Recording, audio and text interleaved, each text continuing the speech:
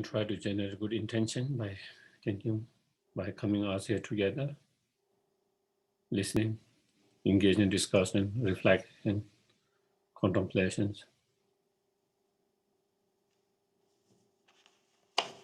May all of this become cause and conditions to actualize our own Buddha nature.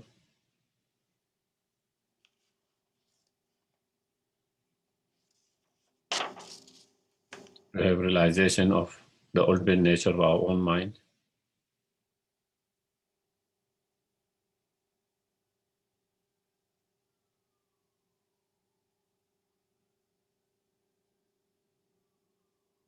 And that wisdom supported by the Bodhicitta mind, may we be able to obtain fully enlightened state.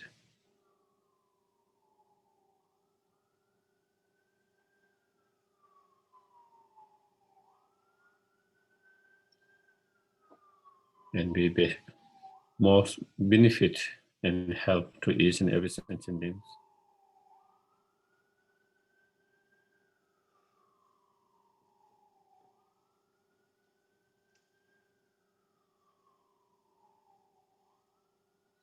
Okay.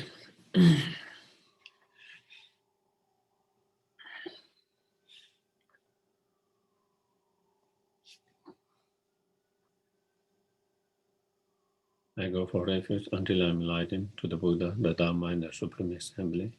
By the merits I create to listen to the Dharma, may I become a Buddha, in order to benefit all sentient beings. Sangye chodang soge sonam la, chanchu pado dane kya, dagi sheshe give sonam, dola penje sangye doba, sangye chodang soge sonam, chanchu pado, dagi sheshe give sonam, dola penje sangye doba.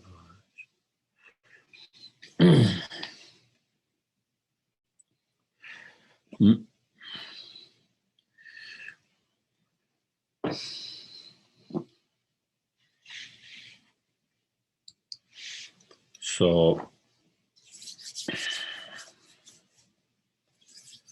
I think today is our 4th week of the continuity of the Nagarjunas in the praise to the Dharmadhatu. And I think up to last week, we finished verse number 29. And today we start verse number 30.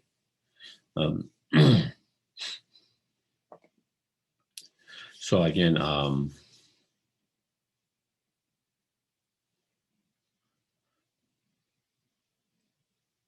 in order to achieve whether it's individual liberations or fully enlightened state, the method to achieve that is the wisdom relies on the Dharmadhatu, emptiness, and again that has been explained a little bit before. Again, more explaining on that together with the examples. So in verse number 30, any horns that are on rabbit head are just imagined, do not exist. So this is a classical example of non-existent rabbit head, rabbit horn, that you see in many classical writings. So there is no rabbit horn, but for someone who is mistaken, then they could imagine there is someone or someone's mind can imagine there's a horn on the rabbit, because maybe some of I think jackrabbit, where they have long, very long ear, it might look like a horn from distant, and so, but it's just a mistaken. There's no real horn, it does not exist, in the same way, all phenomena, all phenomena, conditioned, unconditioned phenomena, all phenomena are also only merely imputed by the mind, merely imputed by the mind. Just as that horn is just imagined by the mind, also all phenomena are merely imputed by the mind. They do not exist by itself, so are all just imagined and do not exist. They are all just merely imputed by the mind, but they do not exist by itself, from its own side. So mm, mm, so all conditioned phenomena, all phenomena, exist by the mind, um,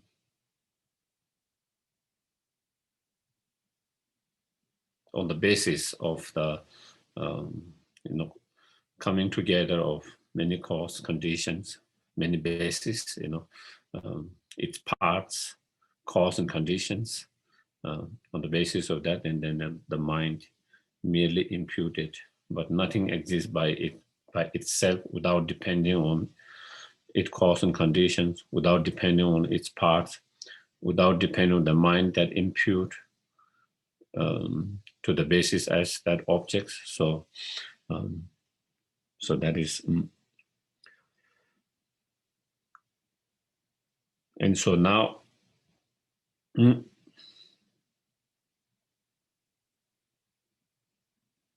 if thing does not exist, so kind of more explanations on how phenomena do not exist by itself, or how they do not exist by itself independently, without depending on other factors,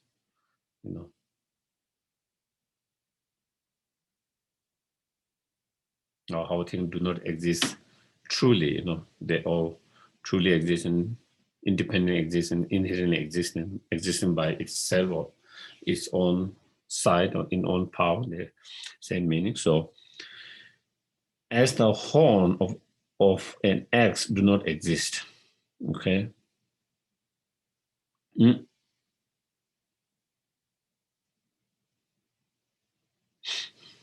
So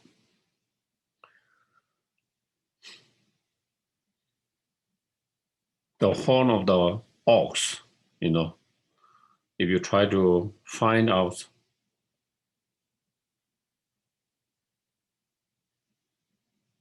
what is that exactly, the horn of the ox, if you try to find within the different parts and particles of that horn,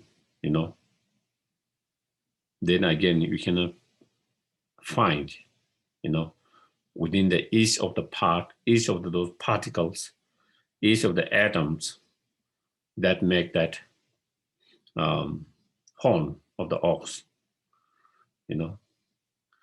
if that horn exists by itself,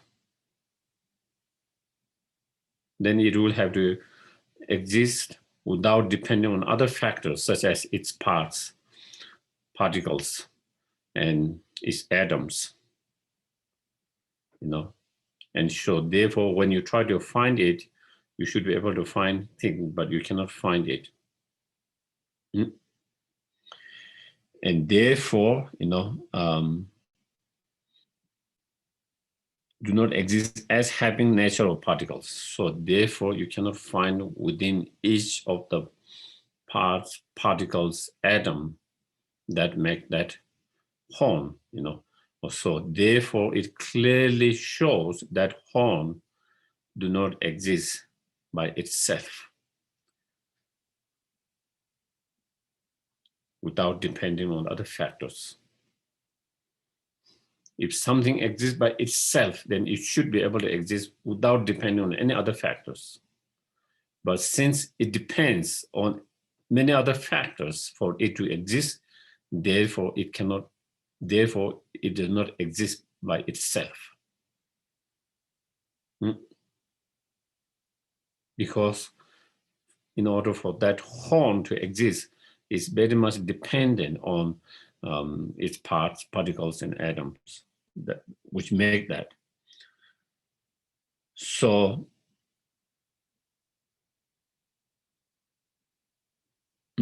just like the horn of the rabbit did not exist in the past before, neither it exists now, present, or neither it will exist in the afterward futures. In the same way, such all the phenomena, the horn of the ox and all other phenomena but here mainly the horn of the ox also do not exist by itself in the past, before, neither so it is after, neither it exists by itself now, or nor will it exist by itself in the futures. So therefore, the ultimate nature of that horn of the ox is not existing by itself, is always that nature. That was the nature in the past. It is that same nature now. It is the same nature in the future. That nature doesn't change. The ultimate nature of that does not change. It has always been that. That was that nature in the before. Is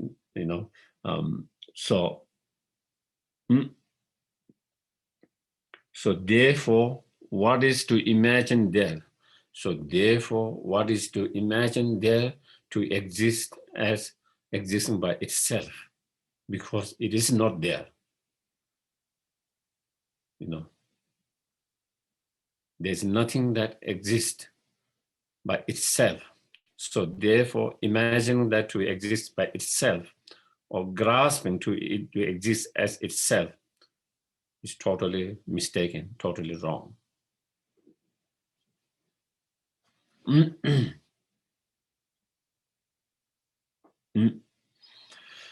So in this, according to some commentaries, it explains about the, one of the analysis, the analysis of whether it is truly existing one with its parts, or whether it is a separate, inherent truly existing separate from the parts. So that kind of that analysis is explained here in this. So in Lumbrim, you see there is a meditation, what is known as the 4 essential point when you meditate on emptiness. The point of the first point, essential point of identifying the object to be negated. Essential point of the pervasive, the essential point of that it is not truly existing one with its parts, and neither is and the essential point of neither is inherently existing or truly existing separate from its part or its basis. And so that is that kind of analyze is here. Whether the ox horn is whether it is a one with its basis, the part, or whether it is separate from its part. And so through that kind of analysis, then coming to conclusion and analyzing that neither it is truly one with its parts, the basis, neither is truly separate from the parts, therefore is not truly existing, therefore is not inherently existing. So yeah, so I think maybe we don't need to go in detail of all of that, because then again we would not be able to go through the verses. Okay. And then next one, again, more analysis, more investigations, more different way of understanding how things do not exist by itself, or inherently, independently, so therefore, and here, understanding and looking from the point of view of dependent arising, from the point of view of dependent arising, because we can understand non-truly existing, non-inherent existence, non-existent by itself from many different point of view, from many different reasoning and logics. And so again, he explained one reasoning and logic before, and now again from the dependent arising point of view. So that's, since things dependently originate, and independence too will cease.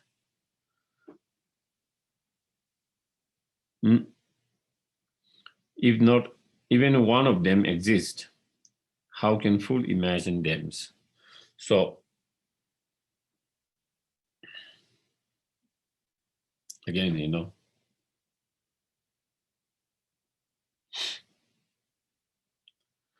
all the things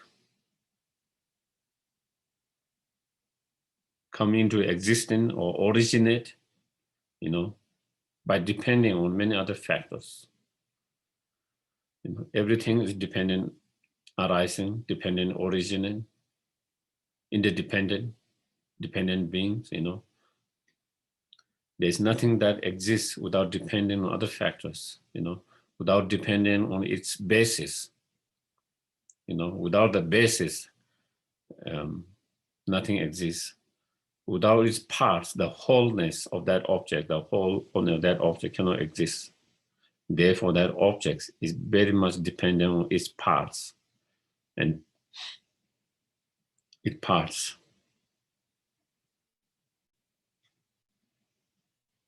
In terms of, physical matters, it is very much dependent on its parts, particles, and atoms, which make that object, which give rise to that object.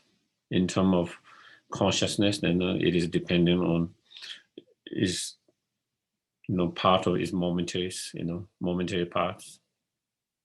Each of those momentary parts make that consciousness. If you take away each of those momentary parts, then that consciousness cannot arise. That consciousness cannot be produced or manifest or originate.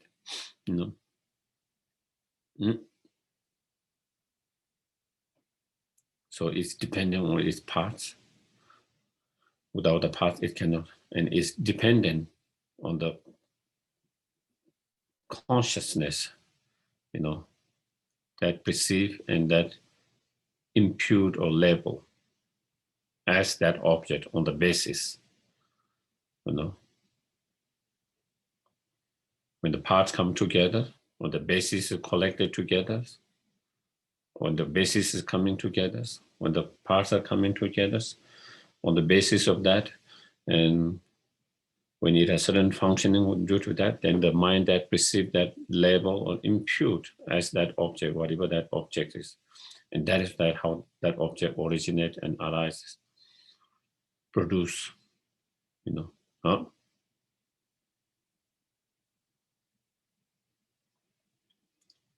And so same is, not only in produce, also, things come to cease. And it come to cease because of dependent arising, because there is change in the cause and conditions. So again, the ceasing is also dependent arising. The reason it cease is because there's some change in cause and conditions.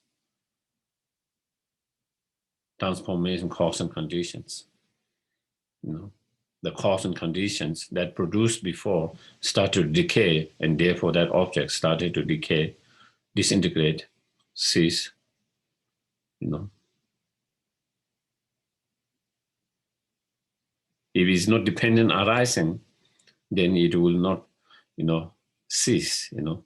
It will always be same all the time. And it cease because it's dependent arising by depending on other factors. When those other factor changes, that objects also cease. You know?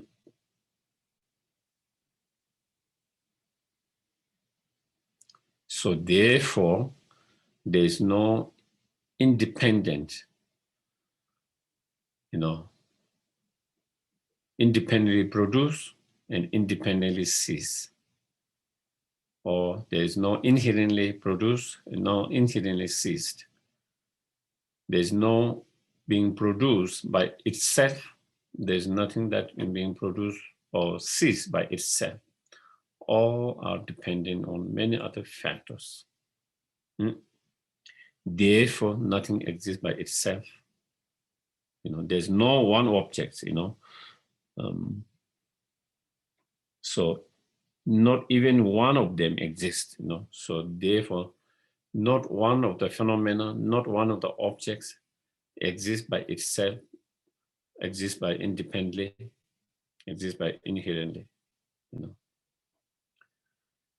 How can fool imagine them? Therefore, how can those who are ignorant, you know, perceive to them the object to exist by itself inherently, independently, you know?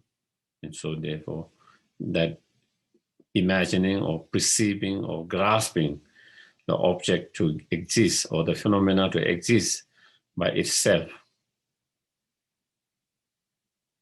independently, inherently is totally mistaken, totally wrong.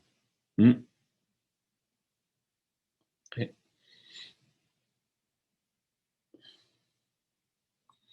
And then next is, you know, how the Buddha Tathagatas, the Buddhas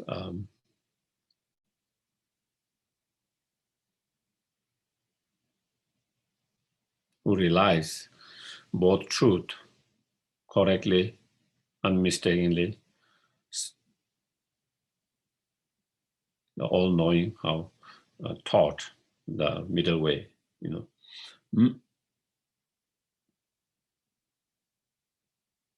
How the dharmas of the Sukhadas, you know, the Sukhada here referring to the Buddha himself, you know, are established as the middle way, you know. So,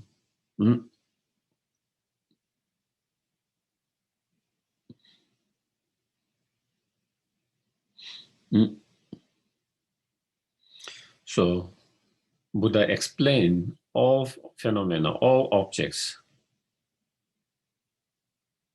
are, you know, free from true extreme, you know, the extreme of nihilism and the extreme of existence, you know. And so with the example of, to this example, with the example of rabbit horn, you know, with that example, then it clarifies or clear the extreme of existence, you know. Even though rabbit horn do not exist, but grasping it to exist is one extreme, you know. It does not exist, but believing or grasping and perceiving it to exist is one extreme. On the other hand, the ox horn, you know, even though it exists, but grasping it to not to exist is another extreme. Yeah, are we clear here? Because ox horn exists, but perceiving or grasping to it to not exist is one extreme, the extreme of nihilism. So there are those two examples, how those two are two examples, two extremes.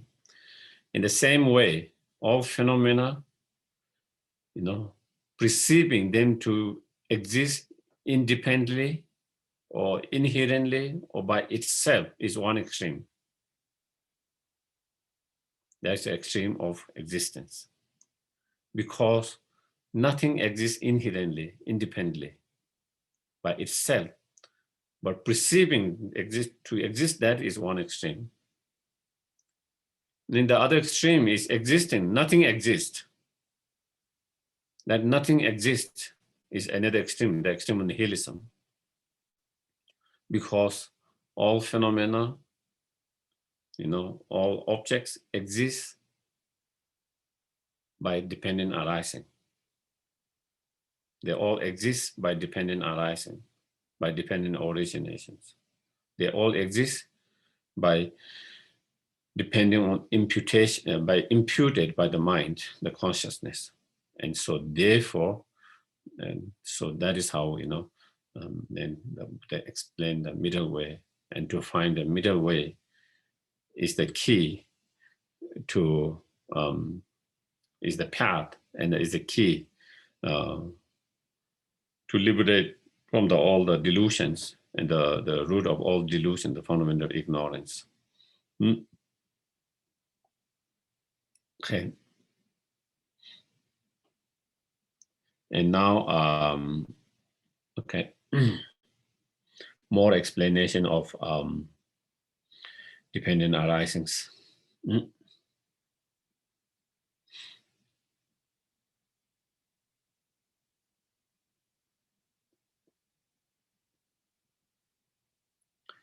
The form of sun, moon, and stars are seen as a reflection upon water. So, if there's a clear lake, very clear lake, unpolluted, like without much, clear lake, and in that, when then you might see the reflections of the moon, reflection of the sun, or the stars. One can see that. And when you look in the lake, when you see the reflections, even though it appears as there is the sun there, there's the moon there, there's the star there, but there's no real sun there. There's no real moon there. There's no real star there. It's just a reflection of them, So there's just a reflection of that. So it is not the actual star, moon, or the sun itself. So the way things appear and the way things exist is different. It doesn't concord. Because there is no real sun, even though there is appearance of the sun in the lake. Because there is no real sun, it is just a reflections. So with that example, within the container that being pure, just so the characteristics are complete, In the same way, due to our ignorance, due to our imprint of the ignorance, objects, whatever objects, that appear to our consciousness, whether it's sense consciousness or there is a mental consciousness, the things appear as existing from itself, existing as inherently existent to our mind, to those unenlightened minds.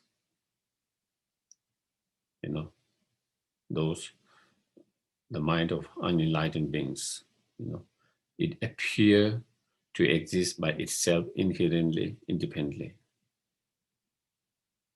But in reality, just like the example of the star, the reflections, in reality, there's nothing that exists as it appears in a way that nothing exists inherently, independently by itself. Nothing exists. And when you realize that, when one understands that things do not exist in reality the way it appeared to our mind, the way it appeared to our mind, Mm. And that is when, characteristics are complete. That's when you have the complete understanding of the reality. That is when you have the complete understanding of reality, even though there is inherently existing appearance, existing from itself, but when you realize they do not exist that way, because all phenomena are empty of inherently by itself, independently. So when you realize that, then you have the complete understanding or realize of that. Mm.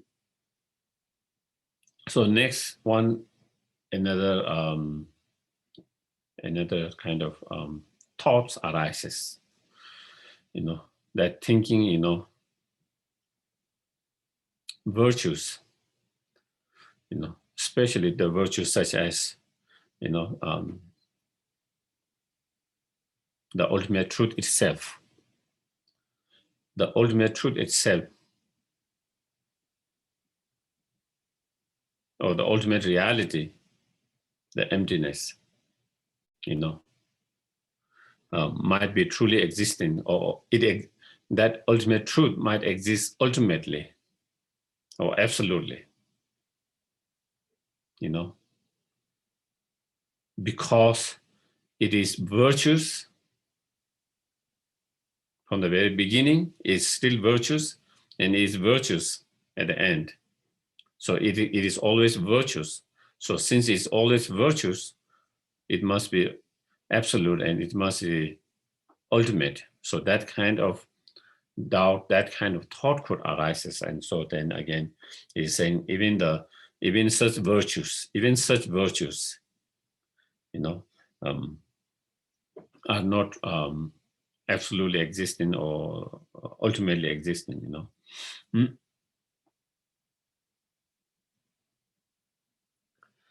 Virtues throughout beginning, middle, and end. So such as the ultimate truth or reality is virtuous from the very moment and is still virtuous. So,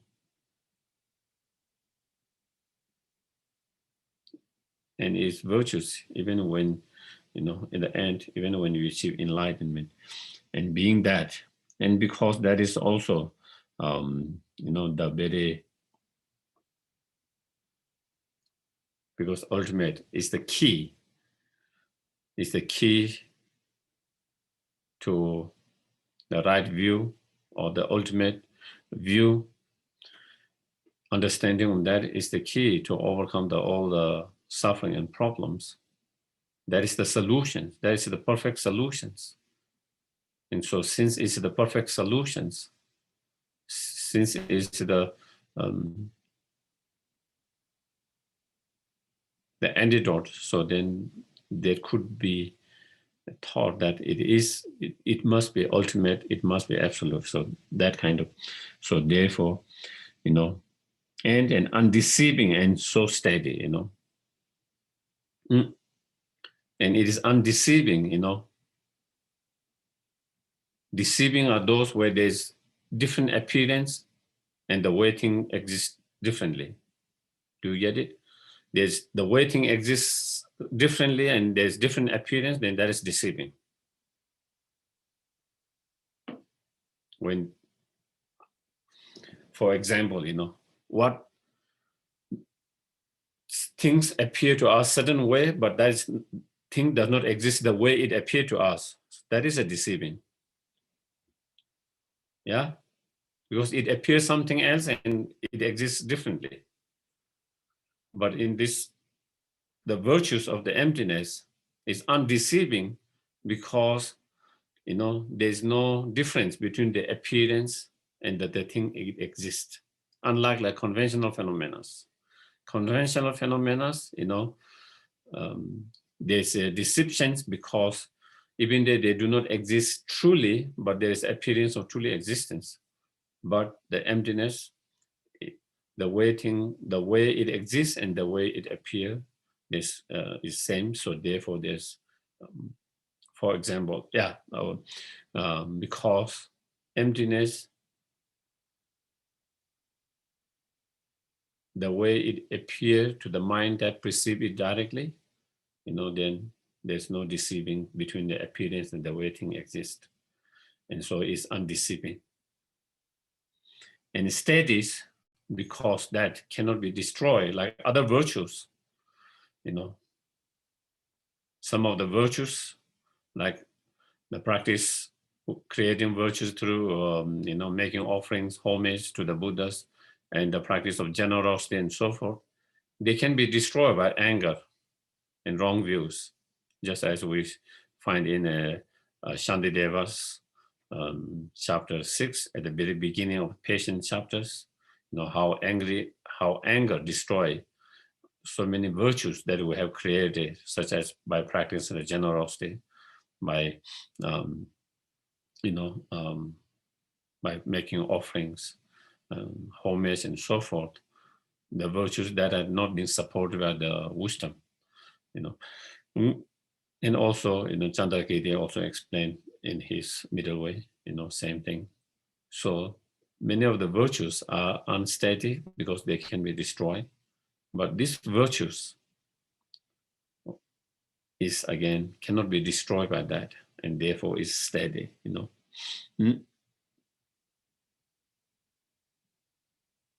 What is that? Yeah, undeceiving and so steady. And so therefore, we might think it is truly existence, absolutely existing, ultimately existence, but then that is not the case. So saying what is like, that is just like the lack of self. And so therefore, even that virtues is empty of, the self of phenomena, or in other words, basically it do not exist. It's lack of absolute existence, it's lack of ultimate existence, it's devoid of existing by itself, inherently, truly existence. So how can one conceive it as a self and mind? And so then how can one conceive it as existence? As inherent existing self or the mind, and so there is no inherent existence or truly existence of self, the one who experience, and the mind, the objects that are being experienced by the self. So neither there's inherent self, neither there's inherent object to be experienced by the self, and therefore there is neither the ultimate inherently or ultimately existing virtues to be experienced by such inherently existing self. And so again, through that, and so it is, in a way, it could be, explanation of, like in the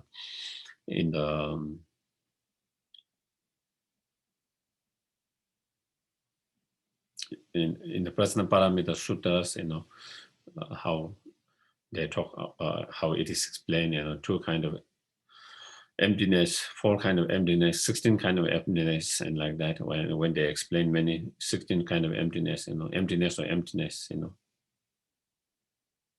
emptiness or emptiness. So it's similar like that. Because when we see emptiness, the solution, then we might be grasping to the emptiness, thinking that emptiness is the ultimate. And so then once we have that grasping the emptiness to be the ultimate, then that is, again, it due to that grasping, again, it tied up us in the samsara, so that you should then even let go of that. And so I think it's kind of similar about that.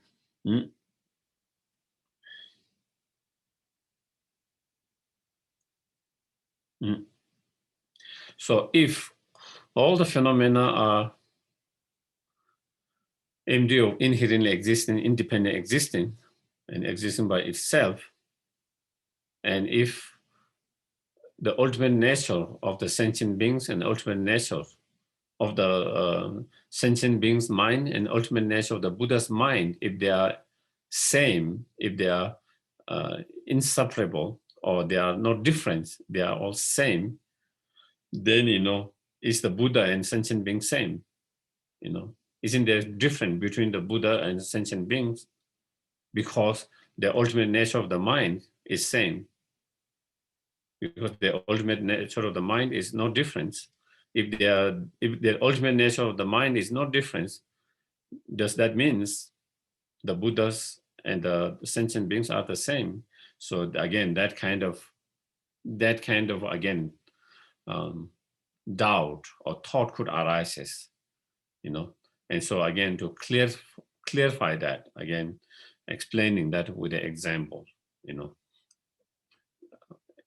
to explain that even though the ultimate nature of our sentient beings' mind and Buddha's nature is the same, there's no difference on that the ultimate nature of the mind themselves, the Dharmadhatu itself, but there is a difference between the Buddha and sentient beings themselves.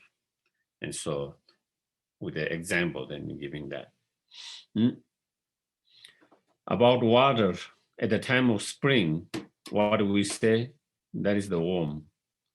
Of the same things, when it is chilly, we say it is cold. So supposedly there is a water, natural water, or I don't know, it doesn't have to be natural, there's a water. So in the spring, in the heat, it gets warm, so the water is warm. But in the winter, that same water becomes very cold, But it's the same water.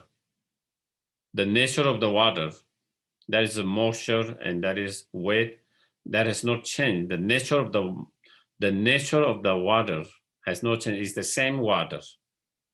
It's the same water, but in the spring it's warm. In the winter it's cold. Okay? The nature of the water is the same, no difference. But due to some other conditions, then one time is warm, one time is cold. So there is a difference. Yeah? So that is the example. Then it same, and then covered by waves of afflictions is called sentient beings. Once is free from affliction, it should be expressed as Buddha. And so the nature of the ultimate nature of the mind of the Buddha and the sentient beings are same. There's no difference. Just like the nature of that water is same. The water in the spring and water in the winter, just like same, being same, the ultimate nature of sentient beings and the ultimate nature of the sentient beings' mind and ultimate nature of the Buddha's mind, the Dharmadhatu, is same. There's no difference. But the person who possesses that ultimate nature, who possesses that mind, who possess that mind, when that person's mind is being, covered by the waves of afflictive emotions, obstructed or obscured by the waves of afflictive emotions, and the imprint left by those afflictive emotions, the subtle obscurations, when it's obstruct and obscured by the obscurations of knowledge and obscuration of afflictive emotions, then that one is called sentient beings. And when that same nature of the mind that has been covered by the obstruction or obscurations of the two obscuration, when those are clear, when that obscuration of the afflictive emotion and obscurations of the knowledge is being cleared, then that persons who possess that mind is called Buddha. Okay? So there's a difference between the Buddha and sentient beings, even though the ultimate nature of their mind is still the same.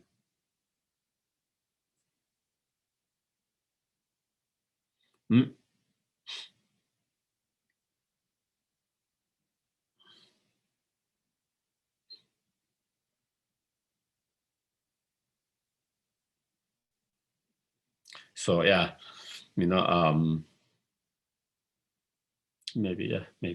let's not go.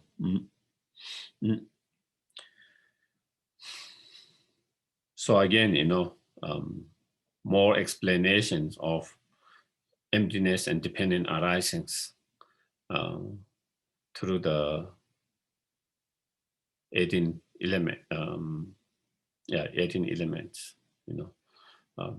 so again, more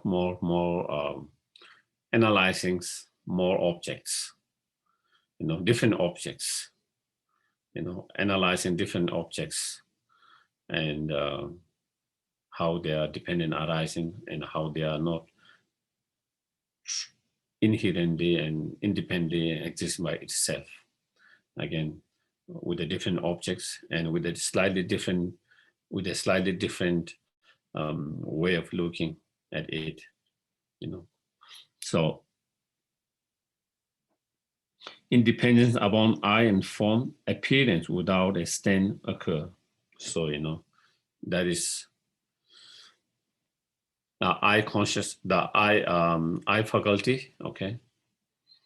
So when our I consciousness perceive objects, there are three things that come together. Okay.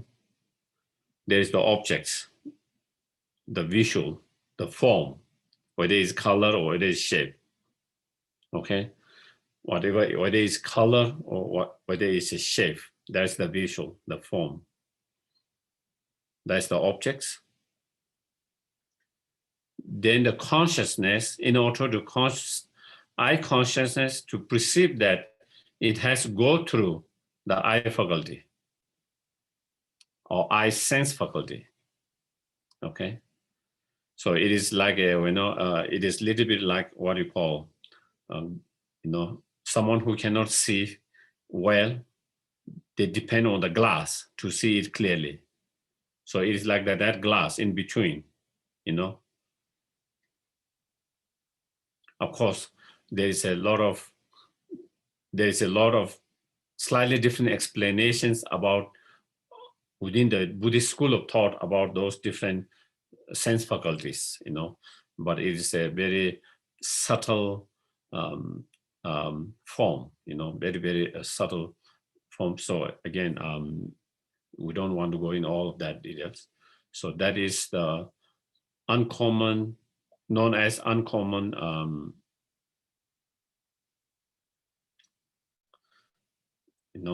empowering conditions. So so there are three kind of conditions. So that is, so anyway, I think maybe I think again I go too much and then we get lost and then we don't go the verses. So there is that where the form, the objects, the eye faculty or the eye sense faculty, and then eye consciousness, all three coming together. Appearance without a strain occur, So then the eye consciousness is able to perceive the objects without any kind of, clearly without any kind of image. Okay? Like with a mental consciousness, such as, thoughts, concept, we perceive the object through some kind of general image. But with a sense consciousness, then you see the object directly. And so that is why it is without any stance. That is what it means. Without any stand occurs, without any kind of something in between, such as general image. So then the consciousness of I consciousness arises and perceives the objects, the form.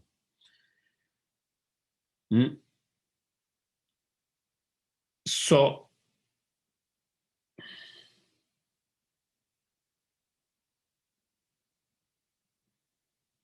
it all comes by dependent arisings. Without that objects, there is no I consciousness that perceives the object. Okay? Without the I that perceives the objects, there's not object to be perceived by that consciousness. So the object is dependent on the consciousness, the subject that perceives it, and the consciousness is dependent on that object, and the object is dependent on that consciousness that perceives it. So they are mutually dependent arisings. And that is another kind of unique of Prasangika point of view. This, the explanations of mutual dependent arisings. A lot of other schools, because you have to establish how things exist. And in order to establish things to exist, there should be a embodied cognizer that perceives that. That is more or less same to all Buddhist school of thoughts. So how do you establish any object to exist? Then you say, because there is a because there is a valid cognizer that perceives that object. So then how do you establish that this valid cognizer exists? Then they say there is another valid cognizer that perceives that. And then how do you establish that? And then it becomes endless. And Prasangika's point of view is you don't need another valid cognizer to establish this valid cognizer exists. You can establish that by existing the object itself.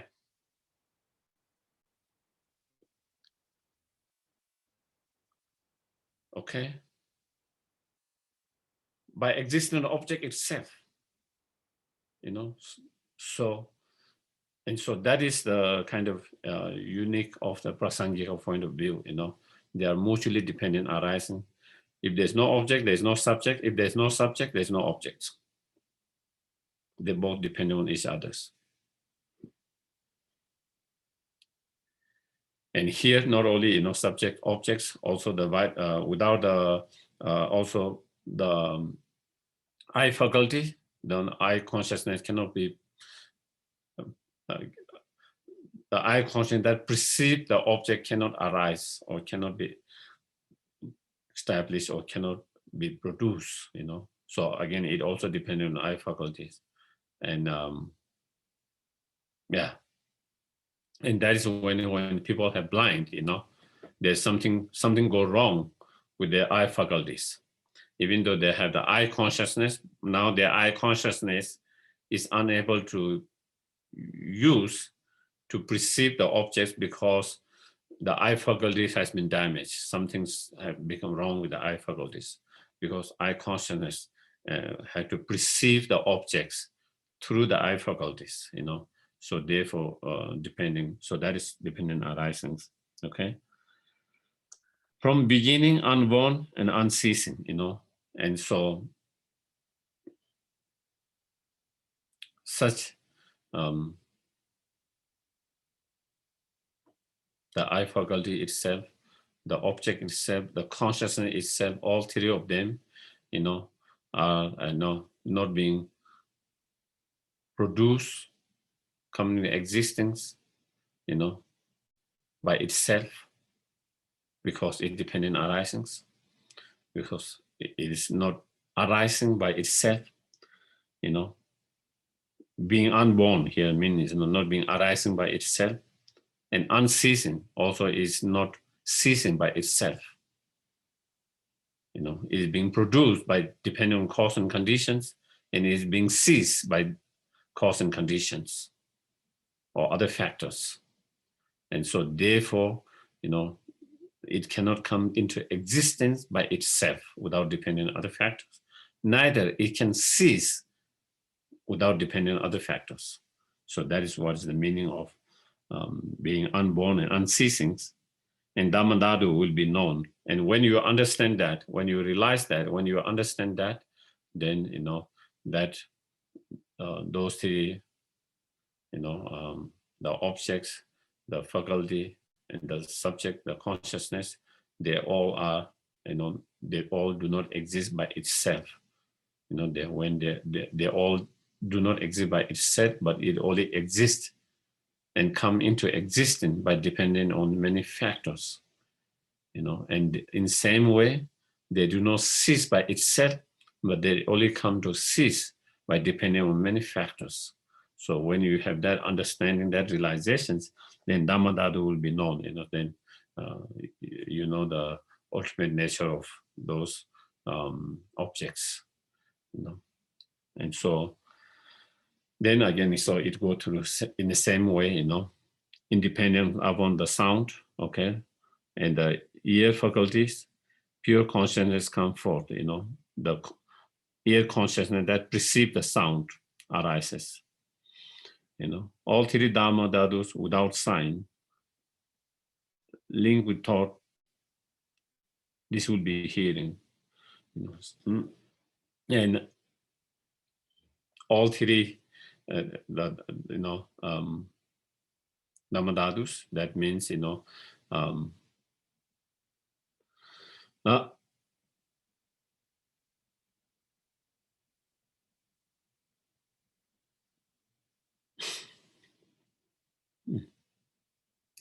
Tibetan.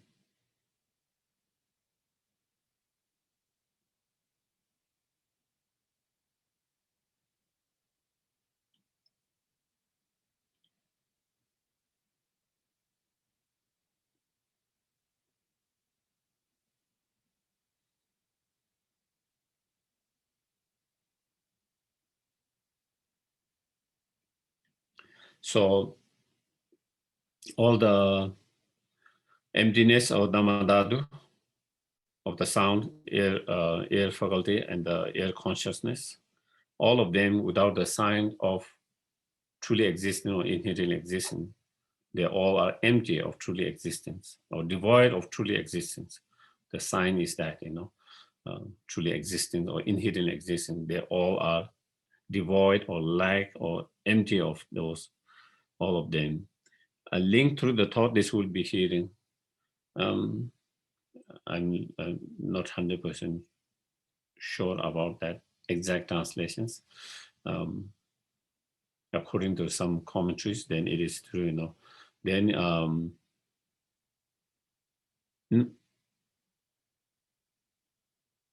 then one get to, by hearing the teachings, and once you hear that, then you reflect on them, on those teaching on emptiness.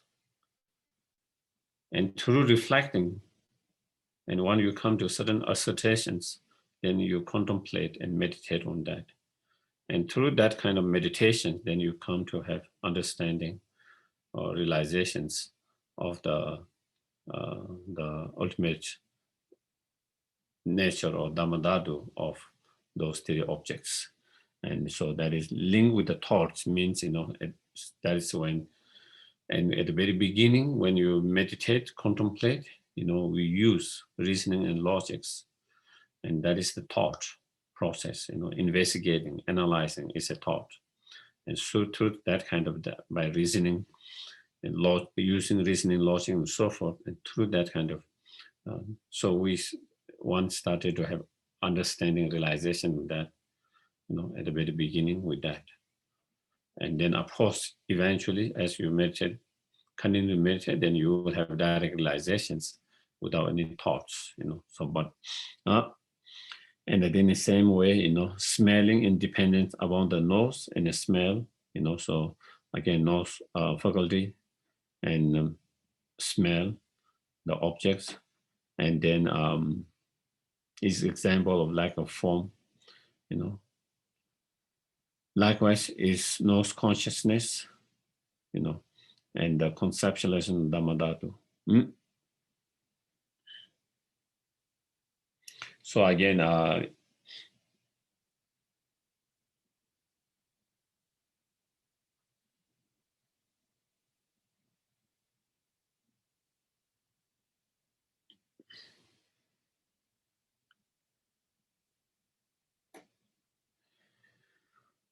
same way, the consciousness of smell and all of them are also dependent arising. They cannot exist by itself.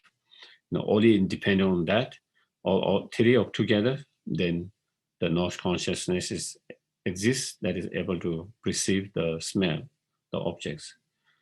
And is an example like lack of form means, for example, in the reflections, in the mirror, there's a reflections of form, your body, your face.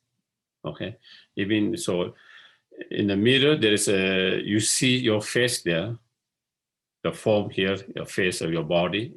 You see that in the reflections, but it's just a reflections. It's not really your face. It's not really your face. It's just a reflections. So therefore, there's no face in the mirror. Even though it appears as your face is in the mirror, but there's no real face in the mirror.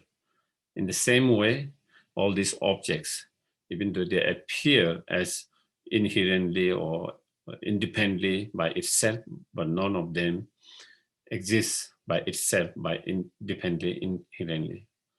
So that is the example of the form or the image or the face in the mirror, similarly like that. And conceptualize the Dharmadhatu, and then through that, then you understand, by the reasoning of dependent arising, then you are able to understand the ultimate nature of those objects, and Dharmadhatu, or ultimate nature of that. You are able to conceptualize, you are able to realize, you are able to understand. And again, same with the nature of the tongue is emptiness, and the dhatu of the taste is void, and being of the Dharmadhatu's nature, consciousness and non-abiding. So again, same thing, by depending on those three objects, then it comes to the existence and it functions, but each of them is devoid of inherently truly existing by itself. Each of them will not be able to exist and not able to function by itself without depending on the other factors. The object cannot, the object here, the taste, the taste cannot be tasted without the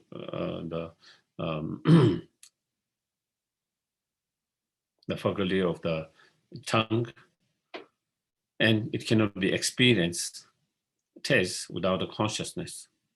If one of them is missing, then they cannot function as it is.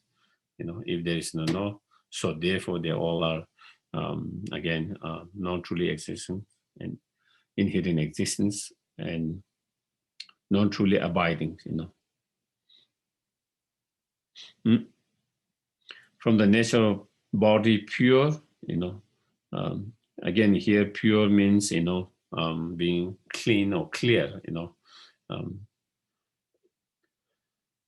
When you translate directly from Tibetan word to English, that is sometimes very confusing, because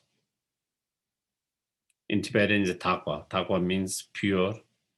It can mean clean, clear, cleanse. So it can be different meaning according to different contexts. And so here is meaning, something that is devoid of, lack of, So the nature of body is devoid of what? Devoid of truly existing, inherent existence. And the characteristic of tangible conditions. So that is the objects, and the body is the faculties. And what is free from such conditions is to express as dharmadhatu, and the consciousness that arises, bodily consciousness that arises due to those two conditions, also do not exist by itself, cannot exist by itself without depending on other conditions, and therefore it is empty of truly existence, and therefore is expressed as the dharmadhatu, Again, so that is those are the sense, the five sense consciousness in relation to each of two other conditions by depending on other two conditions. And once conception is relinquished, so that this is the mental consciousness, again, the sixth one. With regard to the phenomena whose principle is mind, it's the very lack of nature of phenomena, so lack of truly existing phenomena, that you should cultivate as a dharmadhatu. But again, even in terms of the mental consciousness, there's the object of mental consciousness, and there is that mental faculties, and then the mental consciousness that perceive the objects through that mental faculties, and only through that it perceives the object, only through that it is able to function as it is, but without depending on all those other factors, condition, it cannot perceive, it cannot function as it is. And so therefore all of them are also, by seeing them, all of them as empty, then one should, by seeing all of them as empty of truly existing, inherent existing, and by meditating on them, by meditating on that, dharmadhatu, the emptiness, the ultimate nature of those phenomena, then one should cultivate the wisdom realizing the ultimate nature. One should cultivate the wisdom realizing the ultimate nature by meditating, by reflecting on them through that, by using the reasoning and logic to investigate and penetrate through the reasoning and logic of dependent arisings, through the reasoning and logic of dependent arisings, as is mentioned. Okay.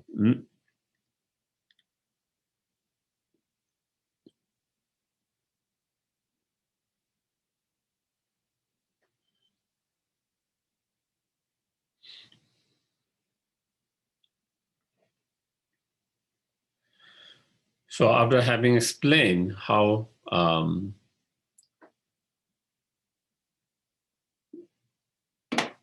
the 18 elements,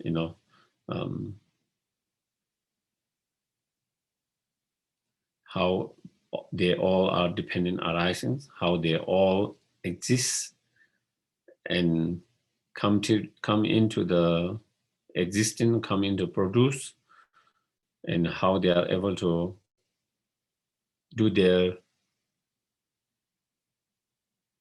functions, how they are able to function their own individual functionings by depending on other factors.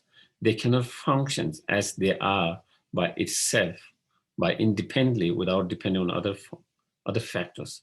They can only function as they are, only independent on other conditions. So through that, we understand they all are dependent arising.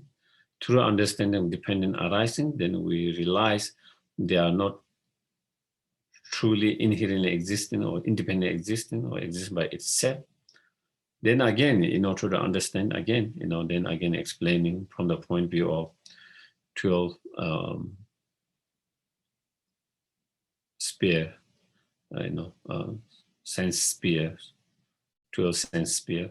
So again, it is very similar to the 12, similar,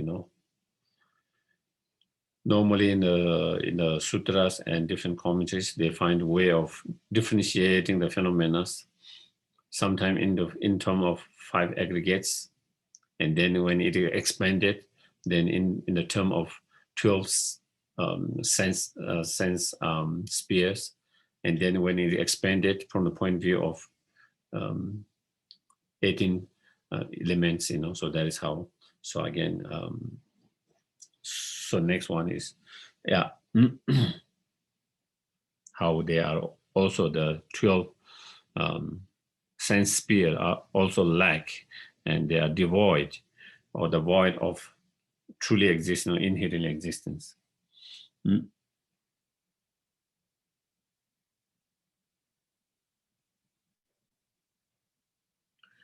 What do you see? So that is through eyes. What do you hear from the what do you hear from the ear? What do you smell from the nose?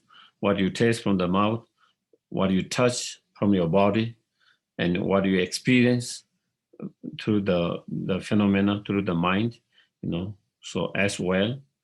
So these are the 6 objects, so 6 sense sphere objects. Once yogi realize them in this way, the characteristics are complete. So these are the objects, So once the yogi, through meditations, when they realize they do not exist by itself, they do not exist by independently in this way, by using dependent arising, then the characteristics are complete. Then one understands the complete ultimate nature of those phenomena. Eyes, ears, also nose. So these are the subjects, the tongue, the body, and the mind as well. So, those 6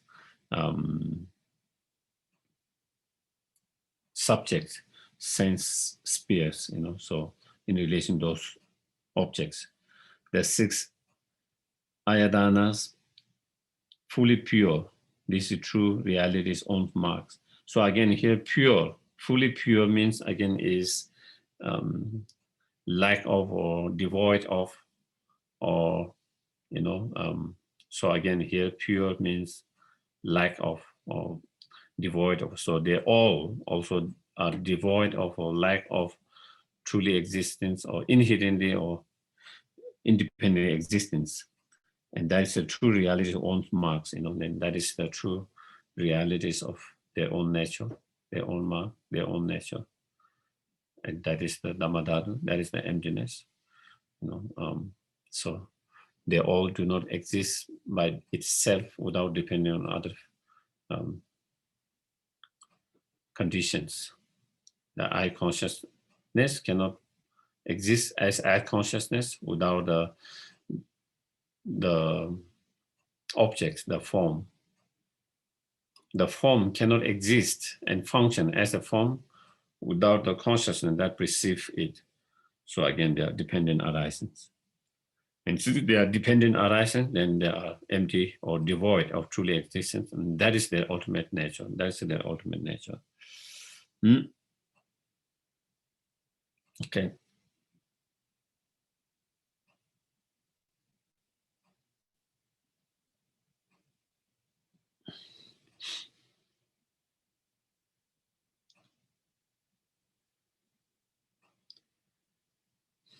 So as it is explained, the author, Nagarjuna, explained at the very beginning, and again, he repeats time to time, come back to that some of the same point again and again.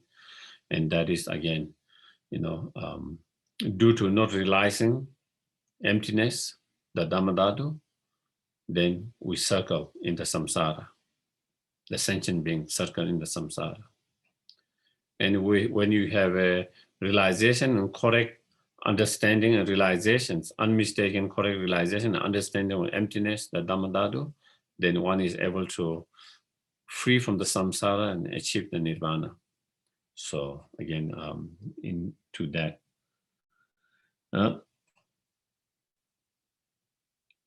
So if that's the case, then how can we free from the samsara, and how can we achieve the nirvana liberation? So then that is how we, since desire is extinguished, is nirvana,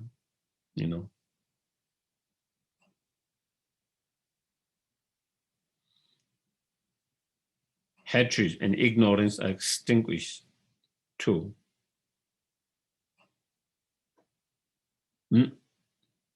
So when you are able to destroy or extinguish or eliminate, all the desire or attachments, as well as all the anger or hatred and the ignorance, all of them, then you achieve nirvana. You achieve nirvana. That is how you achieve nirvana. That is how you achieve nirvana. When you are able to eliminate the three poisonous delusional mind, when you free from that, you achieve nirvana. Since they have ceased, it is Buddhahood itself. And you are able to extinguish all these afflictive emotions through the sword of wisdom realized in ultimate truth or emptiness. And when that wisdom realized in emptiness, through the support of the Bodhicitta mind, with the support of the Bodhicitta mind, then with that wisdom, when you extinguish even the imprint left by those delusions, even the imprint that is the most subtle obscurations, to see the true truth directly, simultaneously, or to be omniscient, that when you are able to destroy that, you need not only that wisdom, but that wisdom need to be supported by the method, the Bodhicitta mind and other method and marriage.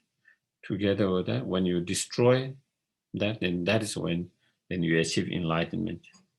When all these have ceased, when both obscuration delusion, obscuration knowledge, when they both are ceased, those have been ceased, then is Buddhahood itself. Then that's when you achieve Buddhahood.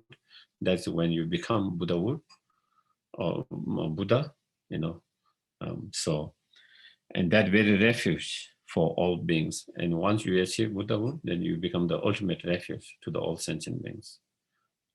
To all sentient beings, then one become the refuge to the Buddhahood, refuge to the all sentient beings,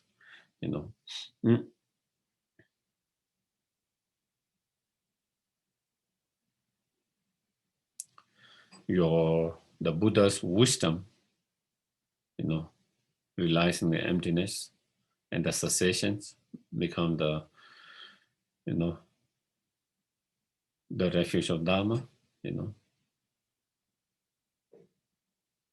or the Buddha's speech become the refuge of Dharma, and the Buddha's enlightened mind become the refuge of the Buddha, and the Buddha's body become the refuge of the Sangha.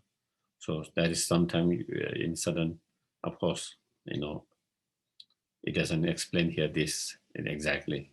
It says you become a refuge, but sometimes when you see Buddha, Dharma, Sangha within Buddha himself, just within just one object, sometimes that's how you see, Buddha's speech, the Dharma, his mind, the Buddha, and his body as the Sangha. So when you see, it just within just one Buddha itself. But of course, normally, you see there's the Buddha, then his teachings, his scriptures are the Dharma, and then his followers, the Bodhisattvas, Arhat as the Sangha. But there's a way to see the Buddha, Dharma, Sangha within the Buddha, and sometimes that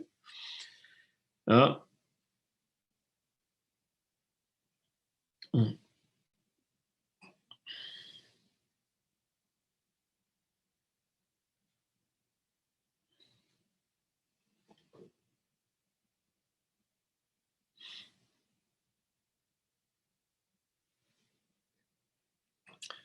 next,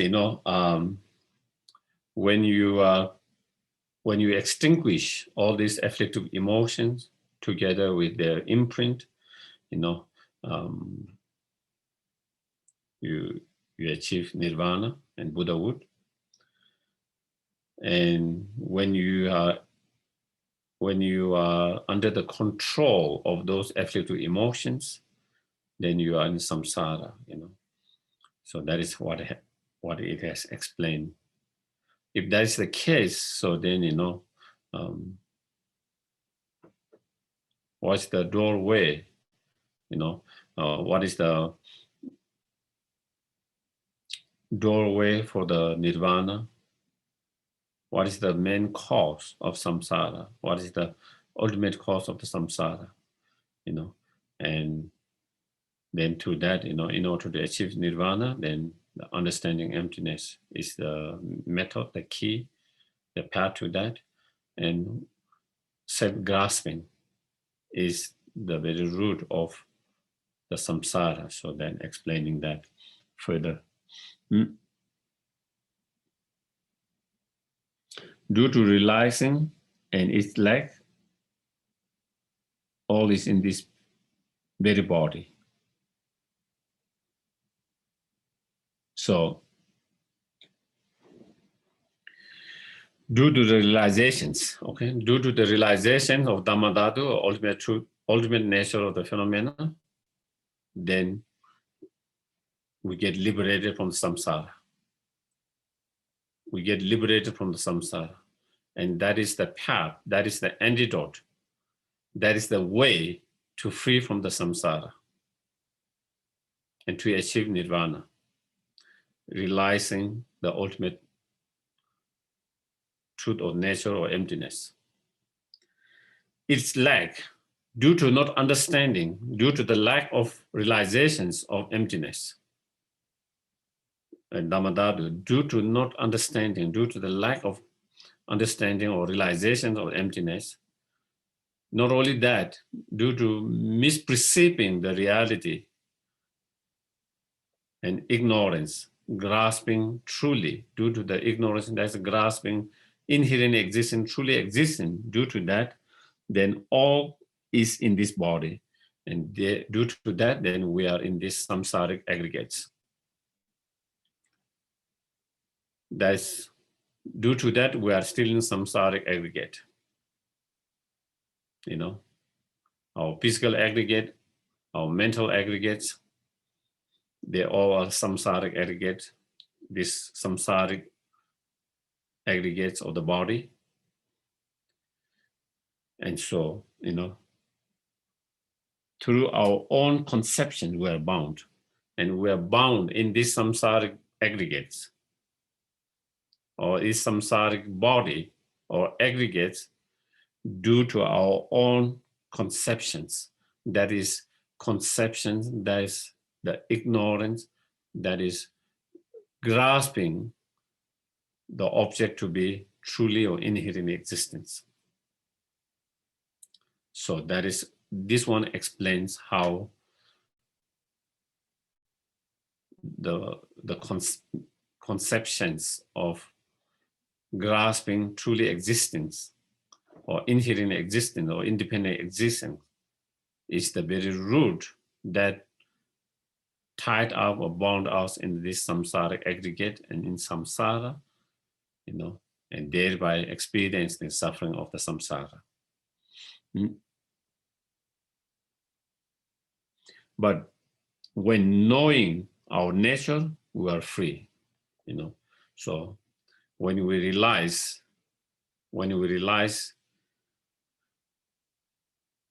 our own ultimate nature, then that is when we get free from that bondage of samsara. That's when we get free from the bondage of aggregate of the samsara, and thereby the suffering of samsara. And so, so the gateway to samsara is realizing the ultimate nature of our mind. And the thing that bond us in the samsara is the fundamental ignorance, that conceptions.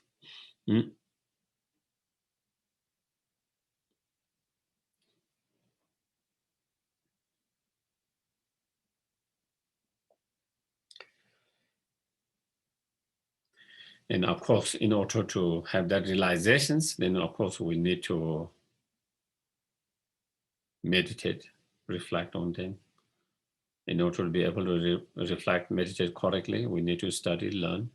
So to study and learning, and then once we have learned, and once we have studied, learn, we try to reflect. And through reflections, we come to a certain, a certainment, and then through that, then again we reflect. We meditate and contemplate, and then through that, we have the realizations. And again, just having a realization, then we are not going to be free from samsara immediately like that. Still is, when you have that realization, then we have actualized the antidotes. So we have to apply the antidotes, and through applying it, the delusion get less and less intense, and less and less delusions, and gradually that's how we progress and achieve the freedom and nirvana.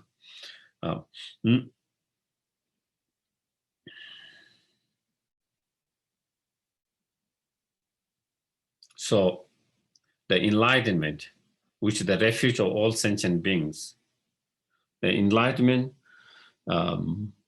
which is the refuge of all sentient beings, that is described in the earlier verse. Such enlightenment is not far away, neither far. There are two different ways of interpreting this. One is that is neither far away for those who have direct realization of emptiness. So for those bodhisattvas who have direct realizations of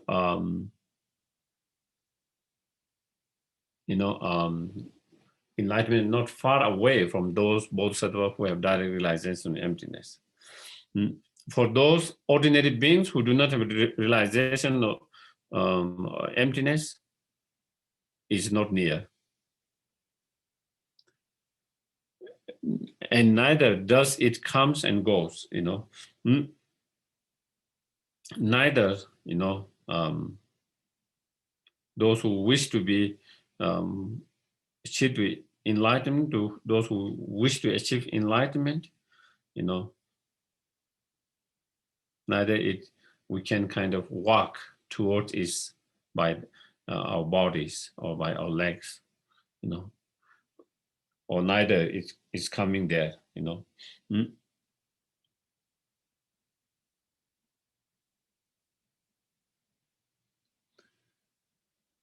It is whether it's sin or not, right in the midst of afflictions, So the ultimate nature of our mind, which is the very cause of enlightenment, is right here in ourself, within the midst of afflictive emotions. And the only thing is that we have not seen it. We have not seen it. Some have seen it, some have not seen it. But it's right there in all sentient beings. It's right there in all sentient beings. And those who have realized emptiness, they are able to see and experience that. Those who have not seen, realized emptiness, then they are unable to see and experience that. But it's there. It's there. and we are unable to see. Those who are not even able to see because they have been, covered by the afflictive emotions, obscuration of afflictive emotion. That is why we are unable to see it. Also, there is another way of explaining enlightenment, neither far away nor near. If you explain from the emptiness point of view, again, the Buddha's ultimate nature of Buddha's mind is the enlightenment. The dharmakaya, wisdom dharmakaya, and the ultimate, not the wisdom dharmakaya, sorry, the natural dharmakaya. The ultimate nature of the Buddha's wisdom dharmakaya. So yeah, the ultimate nature of that, the natural dharmakaya. That one, the emptiness, basically, in ultimate, in emptiness, there's neither far or near,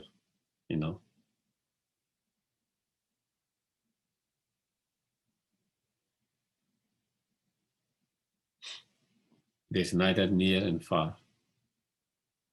This concept of near and far towards enlightenment or towards anything is all in conventional, only in conventional level. In ultimate level, there's neither near and far. In ultimate level, there's no coming and going. On ultimate level, there's nothing to be seen or not to seen. On ultimate level, there's nothing to be pure or clear, and there's nothing to be actualized. So again, from the emptiness point of view, again, understanding that, on conventional level, on ultimate level, there is something to be purified, and by purifying that, and we purify that by seeing the ultimate nature. By seeing the ultimate nature, there is something to be purified. That is the afflictive emotions and the obscurations. And having purified those obscurations, there is something to be get near to enlightenment. By not seeing the ultimate nature of our mind, by not seeing the ultimate nature of mind, then there's something that to be far away from the enlightenment. By not seeing that, because of not seeing that, then we are unable to purify those obscurations. By not purifying those obscurations, then it becomes far away from the enlightenment. But this all are just only on conventional level, only on relative level. On ultimate level, an absolute level, there's nothing to be seen, there's nothing to be unseen, there's nothing to be purified, unpurified, there's nothing to be realized, unrealized, and there's nothing to be achieved, not to achieve. There's nothing to be near, far away. So yeah. So again, understanding from both true truth, we can understand that, the meaning of that from the conventional point of view, conventional truth, or from ultimate point of view. So, okay, so today we will have stop here.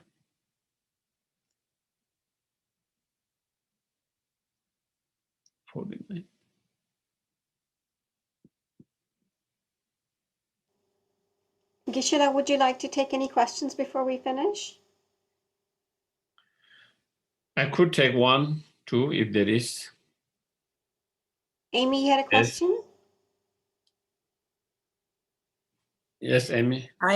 I don't know whether I understand this at all, but it seemed to me that when we were talking about the the sense faculties, Mhm. that is that, am I understanding it correctly to understand that that is the basis, the emptiness, oh, that the object and the faculty and the consciousness have to do with functioning? Is it about functioning, the sense faculties? So I guess what I'm saying, in the three spheres of emptiness, the action sphere is is related to the sense faculties. No, that is a different. When you talk about meditating on the three sphere of the emptiness, the subject, the objects, the actions, that is slightly different than here. Here, what it is saying is,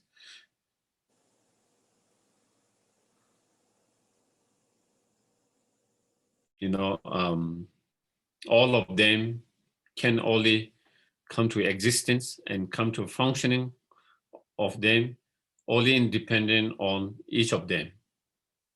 Without depending on each of them, none of them will be able to come to existence and able to function as, for example, the eye consciousness cannot function as an eye consciousness receiving certain object if there is no objects. So it cannot be the eye consciousness cannot be produced, and the eye consciousness cannot exist, and neither eye consciousness could function as eye consciousness if there is no if there is no eye sense faculty, or if there is no eye the object. In the same way,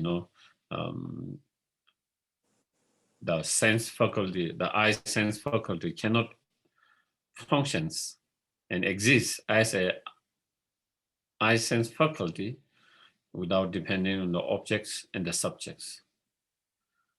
And the objects, the form and shape, cannot exist as objects and cannot function as the objects if there is no subject that perceive that. And if there is no faculties, then that's subject sense faculty cannot perceive it without depending. So it's also dependent on the sense faculty as well. And so therefore, only through by depending on each of them, by depending on each of them, then only are they are able to exist and they are able to function as whatever they are, the objects as objects, the subjects as subjects, the consciousness as consciousness, and then the faculties as its that particular faculties. So that is here. The point here the made is that they can only exist independent on each others. They can only exist. They can only function on depending on each others. But normally, normally in many practice, we see of the meditation three sphere of the emptiness. That is like, for example, when I'm meditating on karma or negative karma purifications, meditating on emptiness of the karma, negative karma itself, the meditating on the emptiness of the person yourself who is created a negative karma, and then meditating on the actions of creating itself. So that is slightly different. So it's different. Yeah, I see. Yeah. I see what you're saying. Yeah. Yes, Jennifer. Thank you, Geshe-la. This is so helpful. I think it's a two-part question, but for beings who are liberated, do they experience or have the sense consciousnesses like we do? So that's the first question. I guess related to that, if they don't, if we go back to the 12 links of dependent arising, so the link of contact, right? Do we really have only contact with objects because it's our karma to, have them manifest? And yeah. Okay. Yes, even the Buddhas have sense consciousness, and definitely they have all sense consciousness. And so there are different discussions or, whether the Buddha's I consciousness is enlightened mind or not, omniscient or not, there are kind of different discussions among different kind of commentaries, but there is no conflict about that Buddha's having the sense consciousness. The debate is whether those sense consciousness are omniscient or not. There are certain commentaries have slightly different way of explaining whether they are omniscient, sense consciousness are omniscient or not. There's no doubt that mental consciousness being omniscient, there's no doubt about that. There's agreement with that. But when it comes to the sense consciousness, such as eye consciousness, ear consciousness, are they omniscient? Are they enlightened mind or not? So there is some discussion, but definitely they have the sixth sense consciousness as well. Yeah. And then, sorry, so linking back to the 12 links. So we have consciousnesses arises and dependence upon our, power, the consciousness and the object. I'm sort of trying to get out of the head that our sense consciousness is inherently existent. And so I'm just wondering why then we experience form. Is it? Okay, I think maybe you might have that doubt. Okay.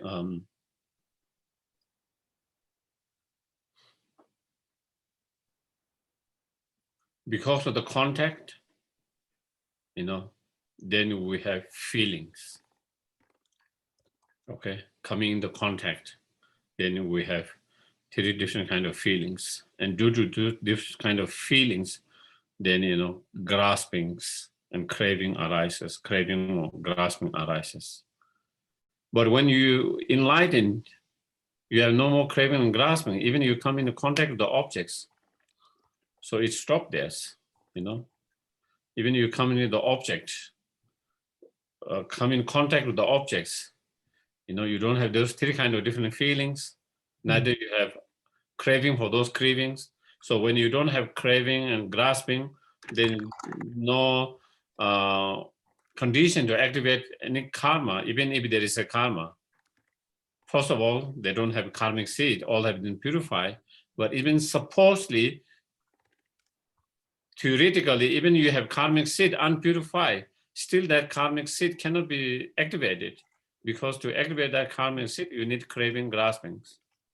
And through craving and grasping, then you activate, and then it becomes fully existence of becoming, and then you have form and all others, the 6th result. So there is no way you can complete the 6 causes, Yeah. Thank you. Yeah. Okay, so we can do the dedication today.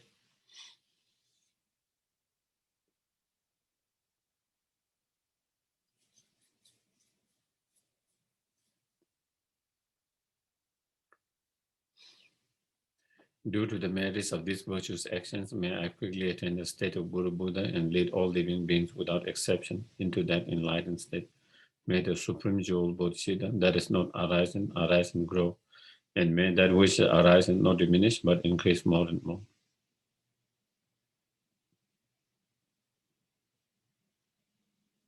Okay. Shall we? Okay. Okay, thank you very much, everyone. Thank you again. Good night. Thank you. Thank you so much.